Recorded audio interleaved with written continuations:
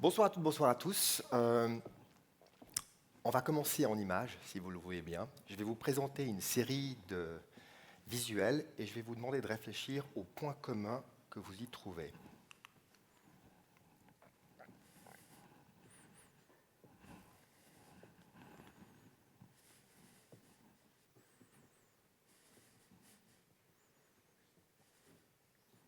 Il n'y a pas de piège. Une idée? Ah, on est sur la piste là. Finissez la phrase. Mettez un verbe. Alors, ce sont toutes des inventions d'origine helvétique. Alors, pour la petite histoire, Einstein a développé les prémices de la théorie de la relativité quand il était à Berne en 1901. Il a d'ailleurs acquis la nationalité suisse cette même année. Je referme la parenthèse. Les innovations en Suisse, on peut en être fier. Et on sait que nos innovations, elles rayonnent aussi au-delà de nos frontières. Beaucoup de gens nous envient cette capacité créative. Alors, comment on fait ça? On est tout petit, on n'est même pas dans l'Europe. Comment on fait ça? Eh bien, il y a quelques facteurs explicatifs, on les connaît. Des infrastructures de très grande qualité, un système législatif stable, favorable, une attractivité fiscale, on ne peut pas l'oublier celle-là, et puis évidemment un système politique stable, notre démocratie directe est enviée à travers le monde entier. Alors, quand on parle d'innovation, ce qui est important de comprendre, c'est que les innovations, la plupart du temps, elles proviennent des petites entreprises à la base. Et si on parle de petites entreprises, eh bien, on parle de la Suisse, mesdames et messieurs. Vous savez certainement que la Suisse est composée principalement de petites et moyennes entreprises. Ça, c'est OK. Est-ce que vous saviez ça? 98% des 600 000 entreprises que compose notre pays ont moins de 50 employés. Donc la preuve en images, la preuve en chiffres, nous sommes traditionnellement, d'un point de vue ADN, des adeptes des petites sociétés. Et quand on parle de petites sociétés en 2024, on est obligé d'introduire un nouvel écosystème qu'on appelle les startups. Qu'est-ce que c'est que les startups? Alors les startups, il y a une définition qui circule évidemment sur Wikipédia, sur Google. Une start-up, c'est un organisme composé la plupart du temps d'une ou deux personnes, souvent très jeunes, croyez-moi, et qui, doté d'une nouvelle idée, souvent très originale, la plupart du temps en ce moment dans le domaine de l'innovation, de la haute technologie, vont essayer de passer de l'idée à une partie, je dirais, un modèle économique viable, pérenne, c'est-à-dire industrialisable. Les domaines d'application, on les connaît, la médecine, la finance, la durabilité, et puis j'en passe. Alors, ce qui est intéressant de voir, c'est que la Suisse est dans cette course d'accompagnement des startups.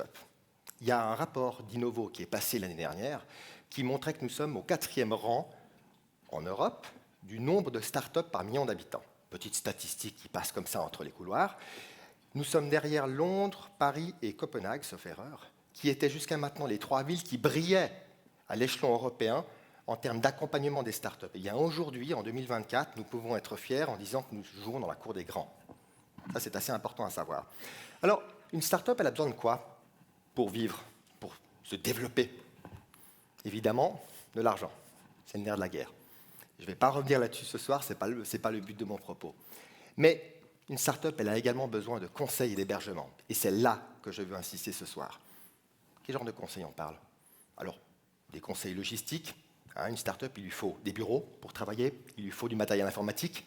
Certaines start-up dans le domaine digital travaillent avec des outils informatiques tellement puissants qu'ils sont capables de craquer les codes de la NASA. J'en ai rencontré. C'est assez intéressant. Donc, logistiquement, ils ont besoin de support, ils ont besoin de conseils, coaching, mentoring, j'y reviendrai, et également de ce qu'on appelle les services partagés. Juridique, comptable, financier. C'est une petite société qui doit se monter, qui doit protéger ses idées avec des brevets, comme n'importe quelle autre société. Alors, qui fournit ces conseils? Vous avez déjà entendu parler du mot incubateur? On va en reparler un peu plus tard, avec un autre intervenant, je crois. Les incubateurs, ce sont les entités, parfois publiques, parfois institutionnelles, parfois académiques, parfois privées, qui vont accompagner ces startups. en quelle elle croit. Vous connaissez ces logos? Je pense que tout le monde est déjà passé devant les ateliers de Renan. Le PFL, on n'en parle pas. Le dernier en date qui a rejoint l'Alliance Vauparc, c'est le campus Unlimited Trust de SICPA. SICPA a malheureusement fait pas mal parler d'elle ces derniers temps pour des raisons différentes. Je ne vais pas revenir là-dessus. Quand on parle de start-up, en tout cas, c'est quand j'y réfléchissais l'autre jour, je me disais, une start-up, finalement, on remonte à Bill Gates et puis Steve Jobs, qui tapaient du code dans leur garage pour développer le fameux menu déroulant de Apple. Vous devez vous rappeler de ça. On peut se rappeler de Zuckerberg dans sa chambre d'étudiant qui tapait les premières lignes de code pour Facebook, pardon, Meta. Ça fait très poussiéreux, ça fait très vintage, ça fait très film américain. Je vais vous montrer une autre image. Ça, c'est le campus Unlimited Trust de SICPA, un incubateur maintenant, qui compte parmi les 8 autres incubateurs, qui accueille 25 à 30 startups. C'est une petite Silicon Valley. Rien que pour le décor, vous allez boire un café. On a envie d'y manger, on a envie de rencontrer des gens, on a envie d'y boire un coup, on a envie d'y travailler. Un écosystème incroyable. Alors là, j'ai posé le décor. Vous pourriez vous poser la question maintenant, qu'est-ce que je fais devant vous?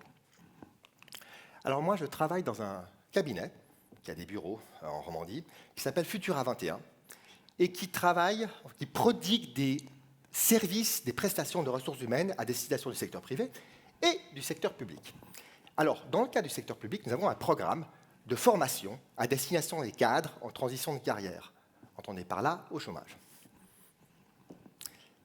Nos partenaires, le GIC, l'Office régional de placement, comme celle de Gland par exemple, et puis également la DGEM.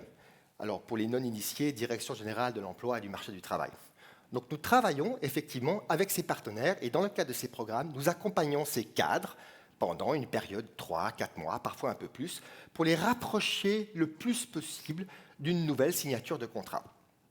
Et puis, en faisant cela, en accompagnant ces cadres, on a observé 2 choses. La première, c'est que ces cadres sont en énorme questionnement. Quand je dis cadre, je n'ai pas voulu utiliser le mot senior parce qu'on a toujours une espèce de consonance un peu éthique par rapport à ça. 45-50 ans, pour faire court. D'accord ? Ils sortent des grandes entreprises et ils se posent des grandes questions. Ils sortent, ils sont remerciés, je m'excuse, très différent. Ils sont remerciés. Avec perte et fracas, avec du prud'homme derrière des fois, c'est pas toujours très drôle, hein, ça finit en burn-out, et puis ensuite on peut parler de santé au travail aussi, effectivement. Ces cadres se posent des questions.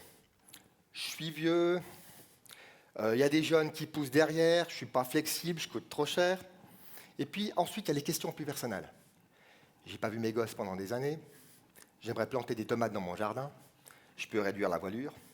J'aimerais faire des barbecues avec ma famille le week-end, etc., etc. Ça paraît drôle comme ça, mais quand vous suivez des cadres pendant des années qui vous racontent toujours un peu plus chaque année la même chose, vous commencez à réaliser qu'on est dans une phase de transition, pour reprendre les mots de ma collègue de tout à l'heure. Nous sommes vraiment dans une phase de transition et ces cadres, alors là je vous parle des cadres parce que notre programme s'adresse aux cadres, hein. Je n'entends pas par là que les autres ne se posent pas des questions. Donc ça c'était le premier constat, ce questionnement appuyé des cadres. Deuxième observation, pour revenir aux startups, cet écosystème est en train de grandir à vitesse grand V. Vous n'êtes peut-être pas familiarisé avec ces petites entreprises, mais je peux vous garantir que les institutions financières, les fonds de pension, les banques privées, les États, les sociétés privées s'intéressent de plus en plus aux startups. Certaines meurent en route, c'est ce qu'on appelle la fameuse vallée de la mort, mais certaines survivent et développent des activités extrêmement fructueuses, source d'emploi et d'embauche. Donc, ce que nous nous sommes dit au sein du cabinet, c'est comment dynamiser ce marché du travail. Qu'est-ce qu'on peut faire? Est-ce qu'on a peut-être un rôle à jouer là-dedans? Eh bien oui, nous avons un rôle à jouer, probablement. Le rôle que nous avons essayé de nous définir, c'était d'élaborer une stratégie de rapprochement entre ces cadres et ces startups.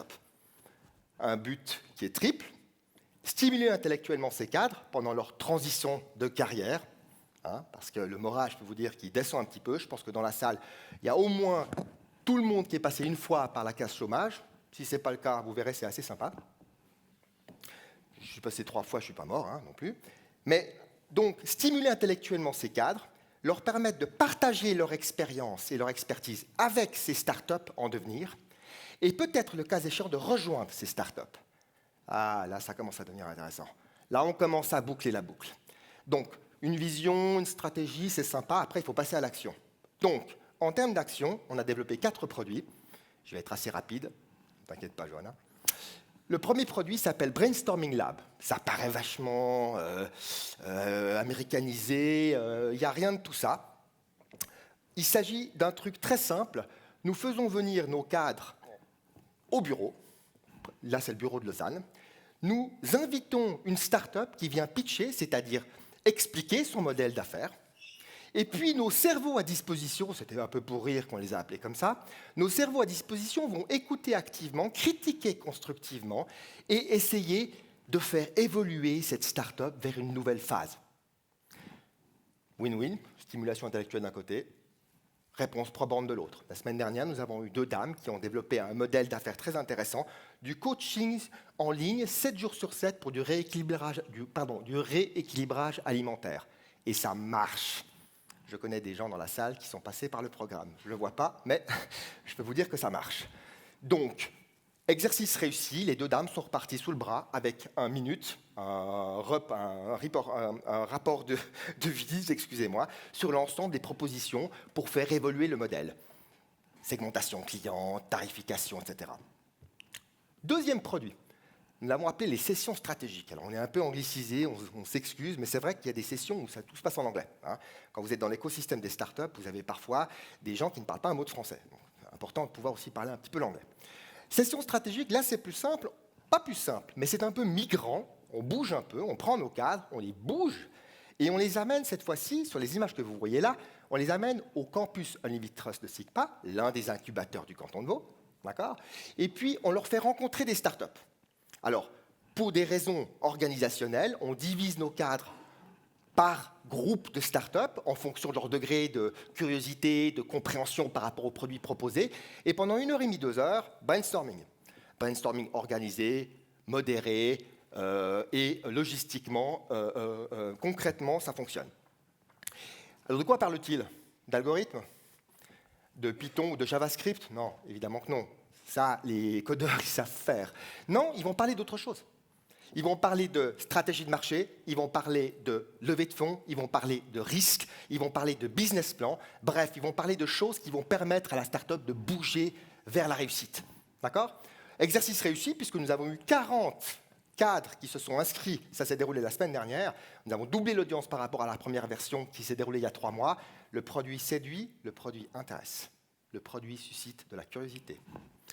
Le troisième, c'est un club entrepreneur qui existe depuis quelques années, très simple. Nous visitons des entreprises, pas forcément des incubateurs. Nous prenons nos cadres, on les emmène en balade et on va visiter des entreprises 10 fois par année. Donc l'idée, c'est que le président de la société nous présente son entreprise, nous fait visiter l'usine.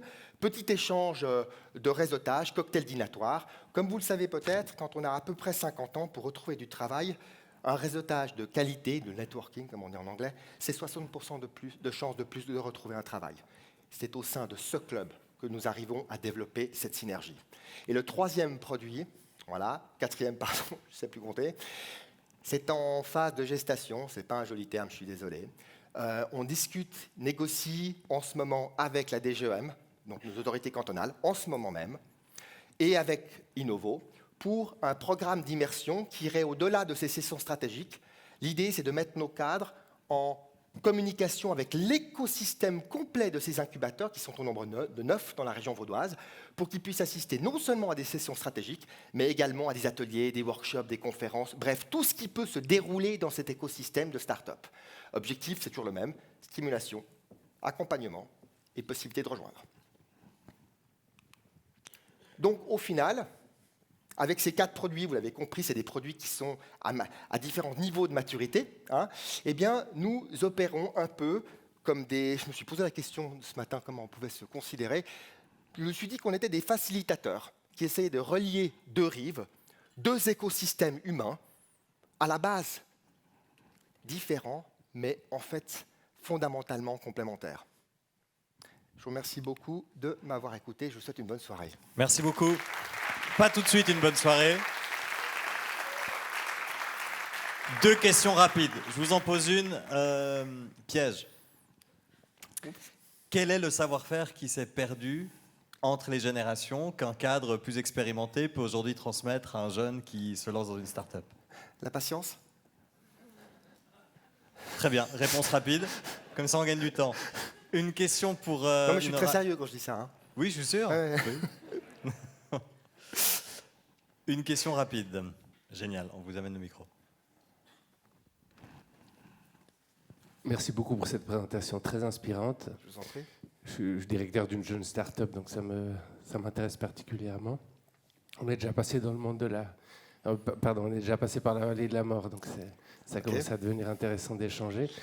Plus concrètement, comment est-ce qu'une relation se met en place entre une personne qui cherche, un senior qui cherche un poste de travail et puis une entreprise?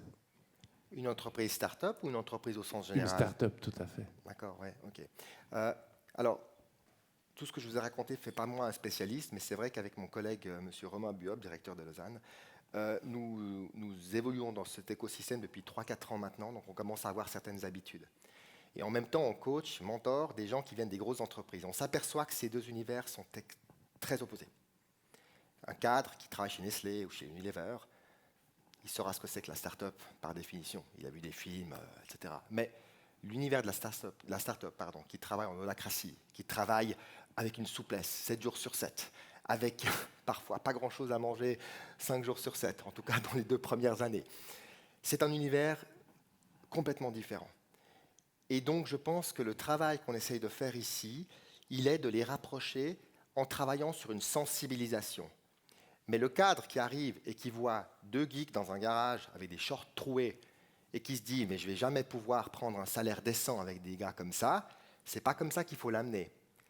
Par contre, quand vous amenez le cadre chez SICPA, dans cet écosystème qui est juste incroyable, j'exagère absolument pas, que dans le même bâtiment, vous avez des patrons d'entreprise qui assistent à ces séances, vous avez des financiers qui sont capables de lever des fonds. Quand vous voyez cet écosystème qui est en train de graviter autour de ces jeunes geeks en t-shirt troué, j'exagère un peu, hein, ben tout à coup, le cadre se dit « waouh, il y a un truc à faire ». Là, il y a peut-être, à travers du réseautage, à travers du questionnement, à travers du temps passé avec ces gens-là, je peux peut-être apporter quelque chose, mais si je passe la start-up au mode scale-up, et qu'on arrive à lever 500 000, 1 million, et qu'on arrive à engager des gens, il y a peut-être une très belle histoire à commencer.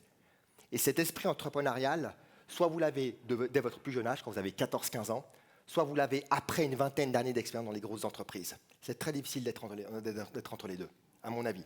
Compris. Merci beaucoup. On vous applaudit. Merci.